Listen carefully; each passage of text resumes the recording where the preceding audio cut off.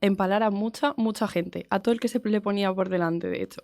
Héroe nacional, una persona que se dedicó a hacer baños de sangre. Pero si quieres que hablemos de sangre, no se sabe si la bebía, pero sí que la lloraba. En la época, en la Edad Media, eso se consideraba completamente diabólico. Hoy en Desmentidos vamos a contar la realidad sobre...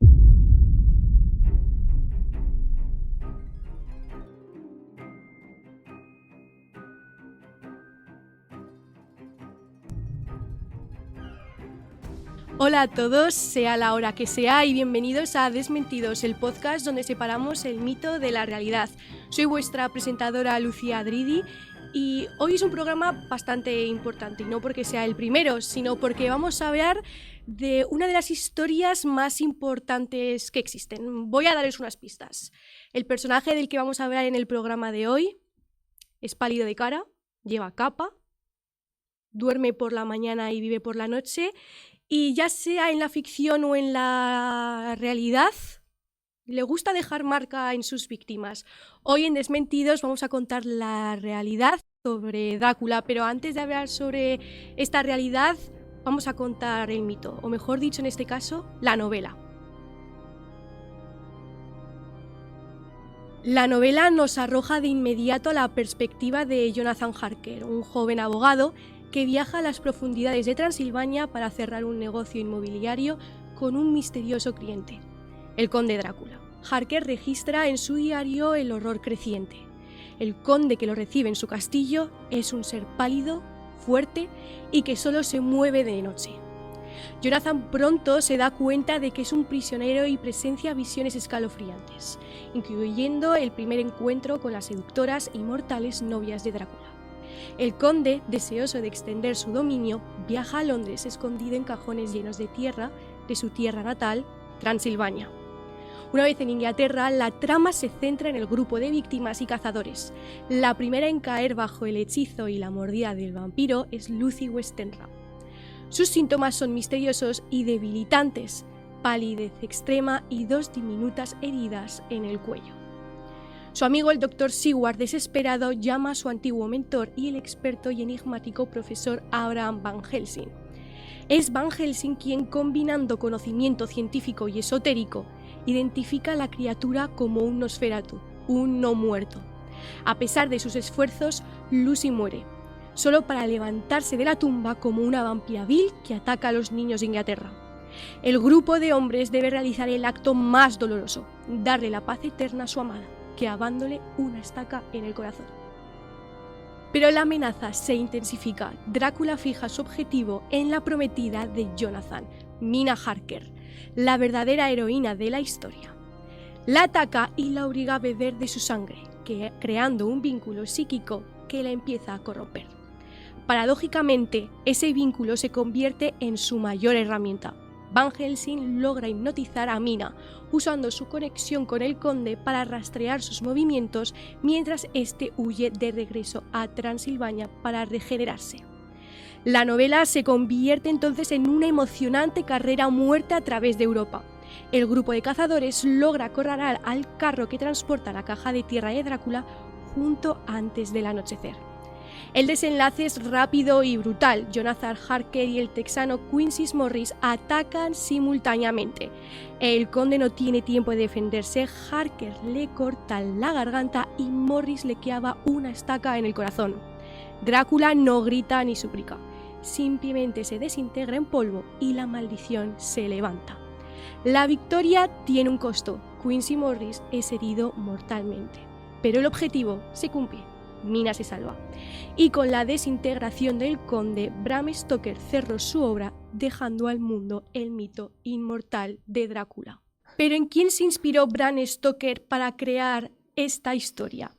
Para ello, hoy nos viene al estudio nuestra colaboradora y estudiante de periodismo de la Universidad de Zaragoza, Raquel Herrero. Hola Raquel, muy buenas. Hola Lucía, ¿qué tal estás? Pues con muchas ganas que nos cuentes la realidad de Drácula, porque ¿se parecía mucho a la novela? Pues se parecían algunas cosas, pero lo cierto es que no era un vampiro sino un príncipe, llamado Vlad III Valaquia, o más conocido como Vlad Draculea. El mismo nombre que usó Stoker en su novela. Sí, de hecho significaba hijo del dragón, que viene de que su padre pertenecía a la Orden del Dragón. que luchaba contra el Imperio Otomano en el siglo XV. Esto me suena un poco a la serie Juego de Tronos, ¿no? Pues sí, bastante además, porque tras la muerte del padre y del hermano, Vlad heredó el poder y se enfrentó a enemigos, tanto a los otomanos como a los húngaros. Vamos, que no lo tuvo fácil. No, bueno, no te creas, hizo caer a Constantinopla y encima consiguió expandirse. ¿Cómo lo hizo?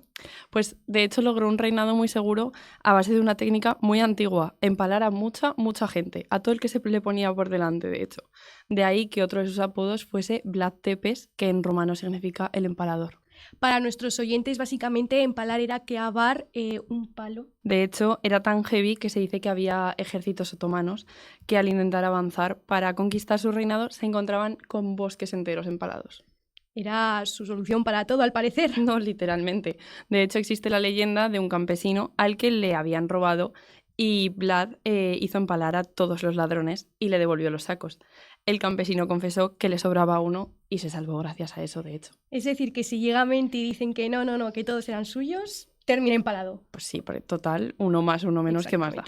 ¿Pero lo de empalar era algo real o también es un mito que tenemos que desmentir en el programa? No, a ver, era una técnica muy habitual de la época y él la utilizó mucho, pero sí que hay muchas leyendas, como la del campesino, la de los bosques llenos de gente empalada, o incluso que Vlad III desayunaba viendo sus bosques de empalados.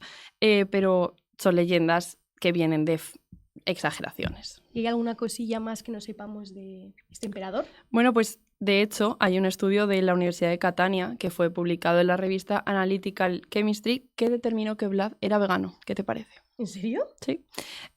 Gracias a algunos análisis de su saliva y su sudor presentes en sus documentos personales, se determinó que no había rastro de proteínas animales. ¿Y es verdad que bebía sangre humana? Bueno, lo de que bebía sangre humana es un poco un mito. Pero si quieres que hablemos de sangre, no se sabe si la bebía, pero sí que la lloraba.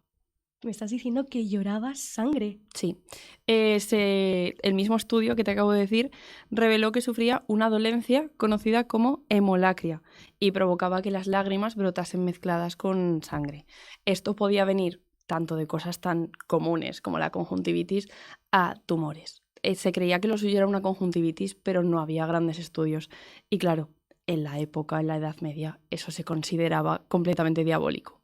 Me dejas muerta, nunca mejor dicho, y encima, entre esto y la fama que tenía, estaba todo el mundo a sus pies, por decirlo de alguna manera. Era la combinación perfecta, sí. Entonces, ¿cómo terminó su mandato? ¿Fue asesinado como la mayoría de su familia o estuvo empalando a gente hasta el resto de sus vidas? Pues estuvo 12 años en prisión por conspiraciones políticas. Todo de nuevo muy Juego de Tronos. Y cuando volvió al poder en plena guerra contra los otomanos, fue asesinado.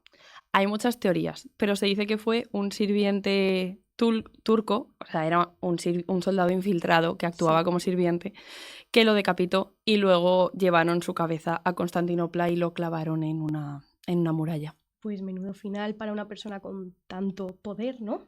No tanto poder y que además fue declarado héroe nacional de Rumanía. ¿Héroe nacional una persona que se dedicó a hacer baños de sangre? Pues sí, porque gracias a estas masacres su reinado fue muy seguro y además consiguió la independencia del Imperio Otomano y en 1976 el gobierno de Nicolae Ceausescu lo declaró héroe de la nación. Entonces podríamos decir que todo lo que hizo fue, entre comillas, justificado porque salvó y puso bien a su país.